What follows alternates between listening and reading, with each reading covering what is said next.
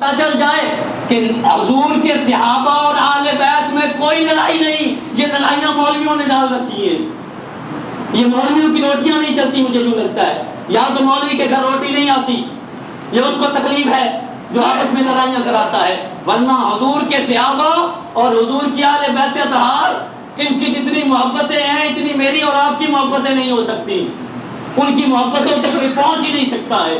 حضرت ابو بکر صدیق رضی اللہ تعالیٰ عنہ، محبت کا یہی رنگ حضرت ابو بکر صدیق رضی اللہ تعالیٰ عنہ میں نظر آتا ہے۔ اور قلبی عقیدت اور محبت کا عالم کیا تھا؟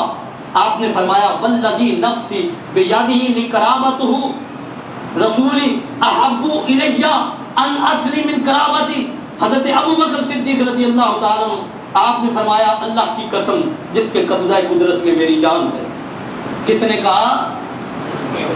کون کہہ رہا ہے؟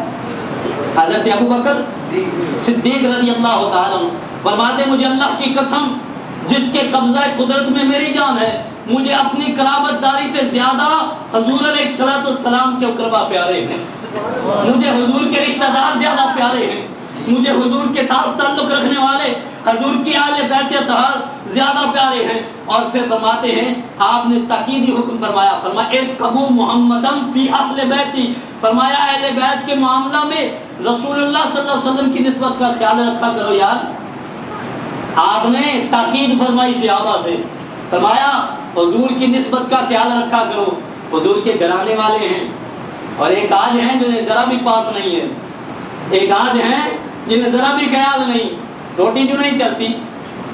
حضرت ابو بکر صدیق رضی اللہ تعالیٰ نے جب رسول اللہ صلی اللہ علیہ وسلم کے وصال کے بعد اپنے ابتدائی ایام خلافت میں جب لشکر اسامہ کو روانہ فرمایا تو مدینہ منورہ میں بہت ہی قریب فوجی باقی رہ گئے، بعض قبائل کی طرف سے مدینہ طیبہ پر قابض ہو گئے، اور پھر افواہیں پھیل گئی، بعض زکوٰۃ کے منکرین آ گئے، اور ان افواہوں اس نازک حالات میں آپ نے جن معتمد ترین احباب مدینہ منورہ کے ارد گرد پہلے میں مقرر کیے، ہمارا اس میں حضرت علی مولا علی کا نام نامی سر فہرست تھا۔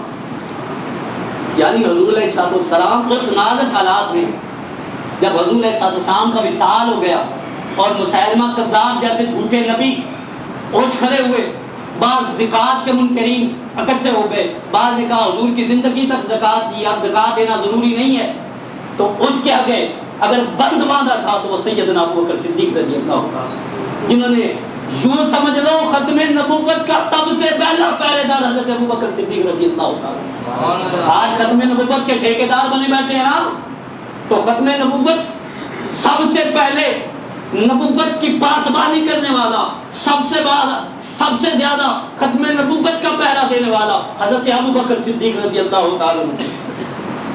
ہمیں آج پتہ ہی نہیں اس چیز کا، اس کی یہی وجہ ہے کہ ہم اس سے دور نظر آتے ہیں۔ حضرت امام بخاری حضرت حبہ بن الحارث سے بیان کرتے ہیں کہ ایک مرتبہ حضرت ابو بکر صدیق رضی اللہ تعالیٰ عنہ مسجد نبوی سے باہر نکلے تو آپ نے حضرت حسن کو بچوں کے ساتھ کھیلتے پایا۔ حضرت حسن کس کے ساتھ کھیل رہے تھے؟ بچوں کے ساتھ کھیل رہے تھے۔ کون کھیل رہے تھے؟ حضور کے نواسے حضرت امام حسین کے بھائی، بڑے بھائی حضرت امام حسن، وہ کھیل رہے تھے، آپ نے انہیں اپنے کندھے پر اٹھا لیا۔ کس نے اٹھایا؟ کس نے اٹھایا؟ جس کے ساتھ بغض ہو بندہ اس کے بچوں کے قریب جاتا ہے، اس کے بچوں سے پیار کرتا ہے۔ بھائی کو بھائی سے ویر پڑ جائے نا تو بھائی کے بچوں کو دیکھنا گوارا نہیں کرتا۔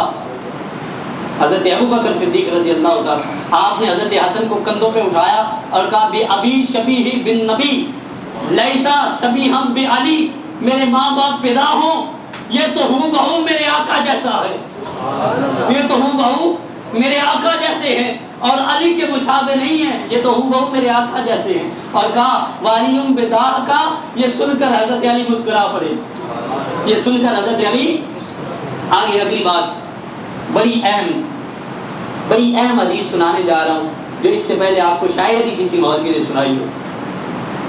حضرت عقیدت و محبت کے اس دو طرفہ تعلق آپ دیکھ رہے ہیں۔ کیا حضور کے صحابہ اور اہل بیت میں کوئی لڑائی تھی؟ یہ مولویوں نے لڑائیاں کرا رکھی ہیں، اس سے پتہ چل رہا ہے یہ فرقہ واریت کی آواز جو چل رہی ہے نا، یہ اسی نے لڑائی کرا رکھی ہے، ورنہ حضور کے صحابہ اور حضور کے اہل بیت جتنی محبت رکھتے تھے کوئی بھی نہیں رکھتا تھا. مجھے نہیں سمجھ آتی کہ جن کی عصر کی نماز قضا ہو وہ چہرہ مصطفیٰ کو بھی تک رہے ہوں اور پھر آنکھ میں آنسو بھی ہو کہ اللہ کا حکم کی تو آقا سورج کو واپس لے آئیں، اس کا حکم پورا ہو اور نماز بھی ادا ہو.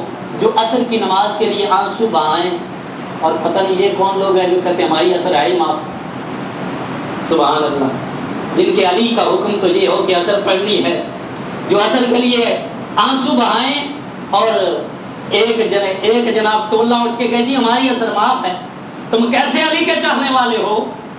تم کیسے حضرت علی کو ماننے والے ہو جب حضرت علی کرم اللہ وجہ کریم ان کی عصر کی نماز قضا ہوتی ہے، ان کی آنکھ میں آنسو آتے ہیں، تمہاری آنکھ میں ایک آنسو نہیں آتا؟ تم کیسے ہو علی کے چاہنے والے؟ پھر تمہارا حق نہیں بنتا حضرت علی کے علی کر کے نعرے لگاؤ. نہیں، تم رہو اپنی قسمت پر. حضرت علی کرم اللہ وجہ کریم حضرت ابوبکر صدیق کے باہمی یہ تعلقات کو دیکھ رہے ہو.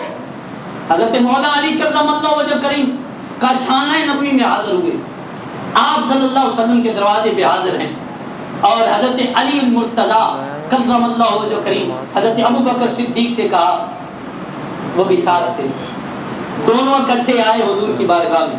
حضرت ابوبکر صدیق اور حضرت علی کرم اللہ وجہ کریم حاضر ہوئے تو آقا علیہ السلام کے دروازے پہ جب آئے تو حضرت علی نے کہا، حضرت ابوبکر صدیق نے کہا سب سے پہلے دروازے پر آپ دستک دیجیے.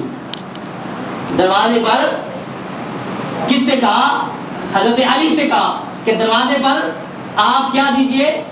دستک دیجئے. تو حضور علیہ السلام کے اس پیارے صحابی داماد مصطفیٰ صلی اللہ علیہ وسلم شیر خدا مولا علی مرتضیٰ مشکل کشا، آپ حضرت علی کرم اللہ وجہ کریم نے ارشاد فرمایا میں ایسے شخص سے آگے نہیں بڑھ سکتا جس کے بارے میں رسول اللہ نے یہ فرمایا ہو ما طلعت شمس ولا غربت من بعد علی رجل افضل من ابی بکر صدیق. کسی شخص پر سورج طلوع اور غروب نہ ہوگا جو میرے بعد ابو بکر صدیق سے افضل ہو. بات سن رہے ہیں؟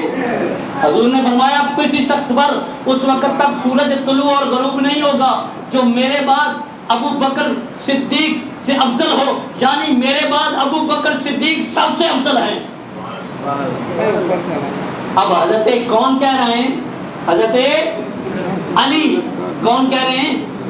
بھائی توجہ سے سنو. حضرت علی کرم اللہ وجہ کریم کہہ رہے ہیں کہ میں ایسے شخص کے آگے نہیں بڑھ سکتا، پہل نہیں کر سکتا کہ جس کے بارے میں میرے نبی نے کہا ہو کہ ابو بکر سے کوئی افضل نہیں ہو سکتا میرے بعد. اس کے بعد حضرت ابو بکر صدیق نے کہا میں ایسے شخص سے آگے بڑھنے کی کیسے جرأت کر سکتا ہوں جس کے بارے میں میرے آقا نے کہا آتیت خیر النساء لخیر الرجال. اب حضرت ابو بکر نے کہا، حضرت ابو بکر صدیق نے کہا رضی اللہ تعالیٰ کہا میں نے سب سے بہتر عورت کو سب سے بہتر شخص کے نکاح میں دیکھا ہے. حضرت سیدہ فاطمہ الزہرا رضی اللہ تعالیٰ کہا میں ایسے شخص کے آگے کیسے بڑھ سکتا ہوں کہ دنیا کائنات کی سب سے بہترین عورت خاتون جنت مولا کائنات کی گھر والی میرے آقا کی لخت جگر جس کو فرمایا فاطمہ بدا تو منی، فاطمہ میرے جگر کا ٹکڑا ہے، فرمایا میں ایسے شخص کے آگے کیسے بڑھ سکتا ہوں کہ دنیا کی بہترین عورت جس کے نکاح میں ہو. جب یہ کہا تو حضرت